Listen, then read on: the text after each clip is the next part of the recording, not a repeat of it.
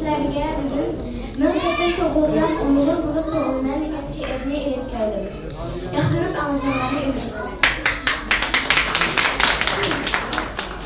Ajabmu firdim aziz millatim, dengizning dushmani qiyo toshdek, uyingda bog'landim asasan shu an.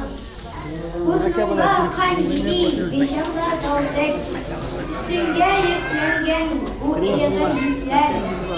Küçüğünden men hasta artık gelirim. Sen kandak çidaysan, bu bir mucize. Sana men ağırın azlık kılırım. Tümürün kesildi, dünya habersiz.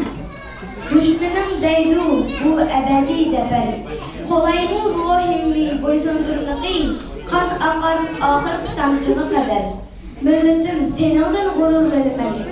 Sen üçün can versem huzurlanıman.